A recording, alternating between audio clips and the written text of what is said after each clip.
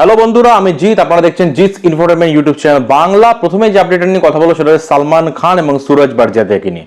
সুরজ বারজাতিয়া এবং সালমান খান একটা ছবি হওয়ার কথা ছিল, প্রেম কি শাদি, সেই ছবিটা হচ্ছে না। আমি আপনাদের আপডেট দিয়েছিলাম, আপনারা অনেকেই জানেন যে এই ছবিটা হচ্ছে না। ফাইনালি স্ক্রিপ্টিং এর ব্যাপারটা সালমান খানের পছন্দ হয়নি। দীর্ঘদিন পরে এদের দুজনের মধ্যে আবার সিটিং হয় এবং আরেকটা স্ক্রিপ্ট নিয়ে তারা ডেভেলপ করেন এবং এখন কিন্তু ফাইনালাইজেশন হয়েছে যে সালমান খান এবং সুরজ বারজাতিয়া কিন্তু আরেকটা ছবিতে কাজ করছেন, ফ্রেশ একটি গল্পে। এবং সুরজ বারজাতিয়া জানিয়েছেন যে এই গল্পটা এমন একটি গল্প যে গল্পে তারা আজ পর্যন্ত, মানে তিনি এবং সালমান খান আজ পর্যন্ত কোনোদিন এই গল্পে তারা কাজ করেননি একসাথে। এরকম একটা গল্প নিয়ে এই ছবিটা হতে চলেছে। 2025 ফ্লোরে যাবে এবং আশা করা যাচ্ছে 2026 রিলিজ পাবে।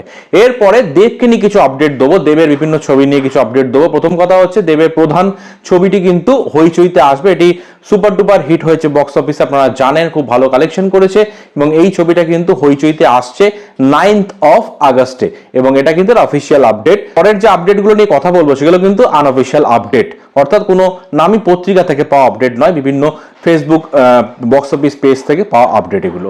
প্রথমেই হচ্ছে দেবের টেক্কা ছবিটাকে নিয়ে। টেক্কার কিন্তু একটা টিজার আসতে পারে 15ই আগস্ট, এরকম আমরা মোটামুটি এক্সপেক্ট করছি। 15 তারিখে একটা ফার্স্ট লুক দেখা যেতে পারে এবং তার সাথে কিন্তু দেবের যে ছেলে দেব যে লুকটা রয়েছে সেটা কিন্তু একটা ফার্স্ট লুক কিন্তু আসতে পারে 15ই আগস্ট নাগাদ। এবং টেক্কার কিন্তু একটা বড় সারপ্রাইজ আছে, সেটা হচ্ছে টেক্কার পোস্টারটা আপনারা নিশ্চয়ই দেখেছেন। সেখানে একজন একটা হেলদি একটা ছেলে একটা দাঁড়িয়ে রয়েছে, একটা বাচ্চা মেয়ের দিকে বন্দুক তাক করে, এবং এটা কিন্তু শোনা যাচ্ছে, গুঞ্জন ভেতর থেকে শোনা যাচ্ছে যে এই ছেলেটি কিন্তু দেবই প্লে করবেন, অর্থাৎ দেব কিন্তু টেক্কায় এই হিরোর সাথে ভিলেনের রোলও তিনি কিন্তু প্লে করবেন। অর্থাৎ দেবকে কিন্তু আমরা নেগেটিভ চরিত্রে দেখতে পেতে চলেছি।